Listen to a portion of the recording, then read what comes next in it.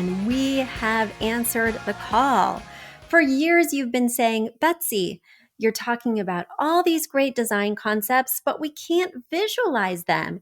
You're describing the picture that the listener sent in of their problem, and we wish we could see that picture too.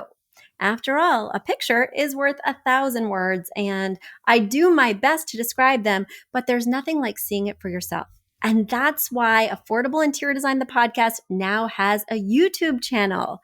Not only do we have a YouTube channel where you could see recordings and clips of these podcast episodes, we also have an Instagram, a Facebook, and so many other exciting things. You should check it out. Head over to affordableinteriordesign.com/links. Once again, affordableinteriordesign.com/LINKS. Links. And when you go there, you will see links to our YouTube page, our Instagram page, our Facebook page, and more. Please check it out, follow and subscribe so you can see everything I'm talking about.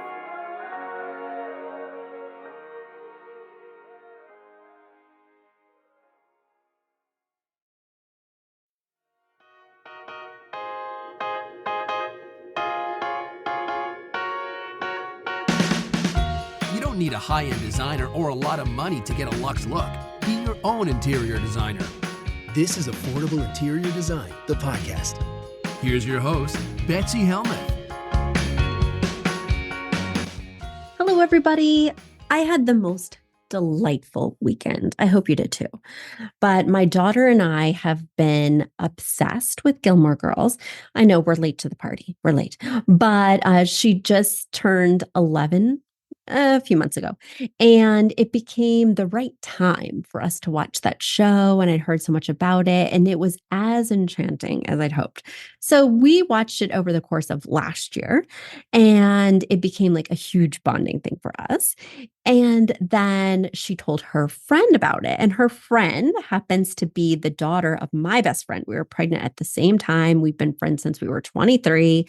And so we decided, since we'd been watching the show together as kind of a collective, and we're all obsessed with the show. In fact, my friend's daughter has watched the complete series with movies 3 times. And since I live in Connecticut, we decided to have a road trip. So we did a weekend road trip where we all wore our Gilmore Girls shirts and went to Washington Depot and New Milford and Litchford County, the places where Amy Sherman Palladino went to become inspired and to get her ideas for the show. It was just so delightful. Of course, I had horrible allergy attacks because we were in small town Connecticut with beautiful flowers and enchanting properties and walking all around looking for, the inspiration for Luke's Diner and the inspiration for the bookstore where Rory worked. And it was just so quaint and cute. We went to the garage where Gypsy fixed cars, and we went to the hardware store that was the inspiration for Luke's dad's shop. I mean, it was just such a special time, especially with a middle school 6th grader who doesn't always love to spend special time with me these days. It was so nice to have us all in the car getting excited and playing Gilmore Girls trivia. And I know that this is a show about design. Believe me, I haven't lost track of that. But just looking at all this historic architecture, driving around these quaint little towns and looking at these old properties that have the plaques with the years, sometimes it can be, you just forget how special the place is where you live, right? You've been enchanted initially, which is why you chose to move there, but then other things get in the way, softball practice, grocery store, and you just forget how cute everything is. And going to even a place that's 30, 45 minutes away and driving around a different town can help you appreciate your own town. We came back to my house and I was like, wow, what an enchanted land. And thinking of how I would put this on TV and kind of glorify this, or just this Connecticut experience, and just seeing your own home with new eyes. Because when you're actually in these towns that inspired a TV show, when you're actually walking around these houses and gazebos and, churches and storefronts, they seem so approachable. And then you see them on TV and they're so glamorized, and it's all sort of cool. I don't know. It's just a very inspiring time and a really inspiring visit. So if you're a Gilmore Girls fan and are thinking of trekking out to Connecticut, it really was kind of magical. We saw the inspirations for Chilton and drove those campuses. And it was such a nice time. And now I've been getting into Scott Patterson's podcast where he watches the Gilmore Girls and talks about each episode and interviews actors who were small parts, large parts.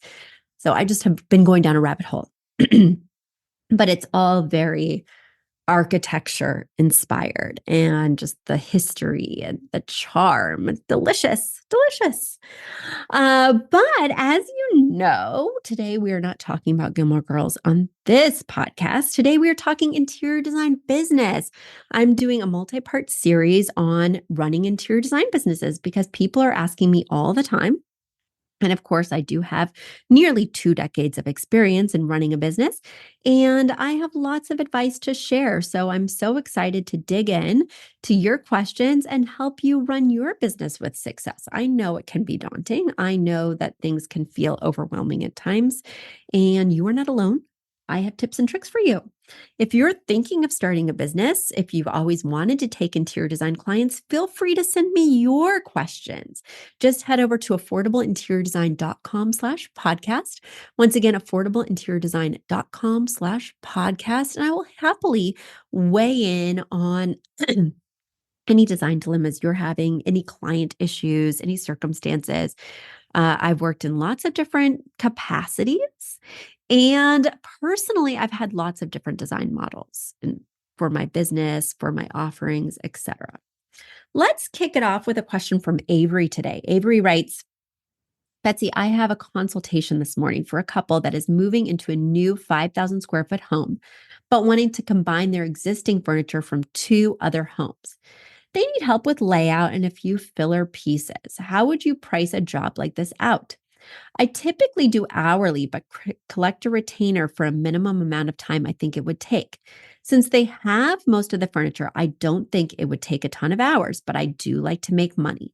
I'm curious how you would handle this. Thanks in advance. Actually, Avery, this is a situation we come across a lot. In this case, I would charge an hourly rate. And I would kind of work in a debit system. So the debit system, meaning I would collect a certain amount in advance, and then I would draw upon that. So it's hard to know in terms of charging a flat rate exactly how much time because we don't know how many pieces you need to measure for the home, or is there a floor plan already provided to you? Are you going to go in on site? Are you working with a ton of different furniture and only going to use a few pieces from that collection? Or do they just have a few sparse pieces and you don't have to weed through a whole bunch of pieces that won't work? There's a lot of questions here. So I would do bundles of hours and I would charge for 10 hours up front. It would be hard for me to know exactly how many hours, but I would assure them that I'm on their side and that I want this to be as streamlined as possible. And I would let them know sort of my process. So I would imagine that you'll be going to the space. So I'll say, I'm going to go to the space. I'm going to take all my measurements for 5,000 square foot home. That is no joke. That's going to take a while, right? Even with a laser measurer, even with maybe an assistant, it's going to take a while. Then you're going to drop it in your software. You're going to hopefully have pictures and measurements of the pieces that they're wanting to reuse.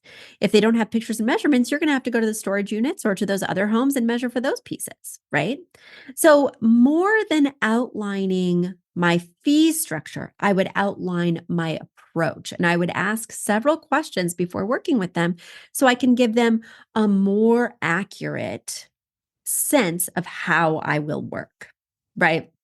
Once I've determined where all those pieces go and put it in a floor plan, I'll be labeling them for you. So that way your movers can take those pieces and put them right where they go. You're not going to have to move them twice when they come from the other 2 homes. And then based on what I've chosen for those different rooms, once I get your approval for that, I will fill in with new pieces. But I want to get your approval on those rooms because I'll be using those items that we're reusing as my inspiration, the colors, the patterns, the look and feel feel for the other items I'll be recommending to make sure that everything looks cohesive. So, the more articulate and clear you can make your approach or your design plan, the better. And the more that they will trust you without knowing exactly how many hours it'll be, because there are lots of variables here. And then I personally have a set price for a number of items that I find. So I find, 6 to 8 items in an hour, and then I price it at my hourly rate. You may not want to do that. You may just want to stick with your bundles of hours, even for your sourcing, and just say finding items will also be by the hour, because it sounds to me that you have not worked with this client before, which means you don't know if there's going to be a lot of back and forth, if they're going to want to see a lot of options or not. So I would build that into that plan, right? Then I'll be sourcing items for you. Then there'll be a revision period. Then we'll solidify the plan, and I will buy these items for you and pass along my discounts. I will buy these items for you, not pass along my discounts. You can buy these items on your own. Just make that really clear plan of attack so that they can see that you are a total pro and you know how to approach a situation that feels very overwhelming for them. And then they'll be on board. Collect those hours at a time, right? That bundle of hours, so that you're not doing work that hasn't been paid for yet. I always recommend getting paid first, because trying to catch up and get that money after can be quite difficult and is risky. There we go, Avery. I hope that helped. And now it's time for a quick commercial break.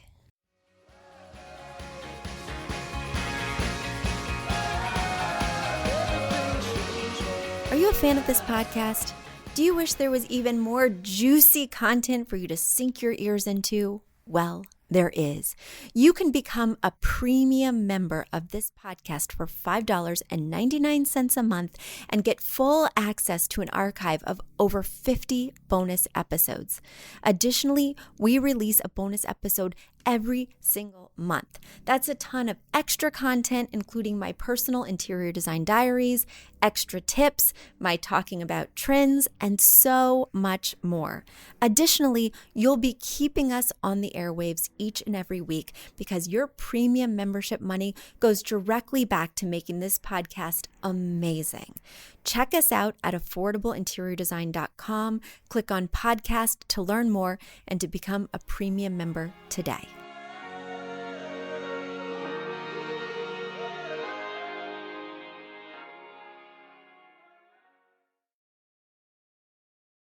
Let's move to my next question from Gary. Gary writes, what do you think about asking clients for a 5-star review on a Google page? Is that a thing I should do? I usually ask for a testimonial, and I get lots of new clients through Google. All right. Yes, Gary. Yes, yes, yes. I ask for the 5-star review with the testimonial, right? And I make it as easy as possible for my clients. So after I've worked with a client, after I'm sure that they've had a good experience because I've checked in, then I'm going to send them an email, and it's going to say, I'd love it. It'd be a big help if you would leave, a 3-minute, if you take 3 minutes, that's what I usually write. If you take 3 minutes to write a review and leave me 5 stars on Google. And I usually offer to like Google and Yelp, or Google or Yelp, right? If you're feeling like that's too big an ask. But definitely always ask for the review, always ask for the 5 stars. It is such a huge help, and it makes you more visible on Google. Definitely, just getting this testimonial for you is nice, but Google wants to see that you are actively participating in their browser, actively getting them traffic, that people are using them to find you. So you want to feed that algorithm and get a lot of visibility and a lot of buzz about your business on Google. All right. You had another question, Gary, that was a little bit different, which is why I'm dividing this email into two parts. So Gary further goes on to say, I have another type of question. I have a strong feeling of wanting to get away for a while, working with interior design by myself for a few months overseas. I want to find an area with interior design where I can do this. Any ideas would be much appreciated. I know e-design is a possibility, but I'm not sure how that would work with visiting clients' homes. Plus, there would be a big time difference. I'd really like to write a book. I'm not sure how realistic that idea is. I'm just exploring things. Thanks for your input, Gary. All right, Gary, there's a lot here to unpack. First of all, you're wanting to work overseas. I think that's a great idea. I think, you'll have to explore the country that you decide to work in if you are thinking outside this country, and you'll want to learn about what it looks like to work there. You'll want to ask your accountant, are you just going over there for like an extended vacation? Are you still going to be reporting your taxes here? What does this look like, right? And then the next thing is, I find it very hard in this climate with a lot of e-design going on to just start that out of the blue for a temporary amount of time. If you're not already doing e-design, if you're not an established e-designer, if you don't have those services on your website, if you've never done them before, I think it might be too much to try and launch for just a very short period of time. If you've already got an established client base, it could be a good way to introduce that, right? Say, I'm going abroad. I'm going to be in Portugal for the next 3 months. I'd still love to work with you. I'd still love to support you. I'm going to be doing e-design. Now, a lot of my in-person clients, personally, who have moved away to Germany, Argentina, India, they have called me to help them with their e-design. And it's really exciting. I mean, I do have to translate my numbers into centimeters, so I have to use the metric system. So that's a different thing. The other thing is I have to have them provide me with a list of stores, because it can be hard to understand what stores are easy to shop in those countries. And then I do need to charge a lower rate because they're doing some of this heavy lifting for me, and I'm not in person that I can charge a premium for.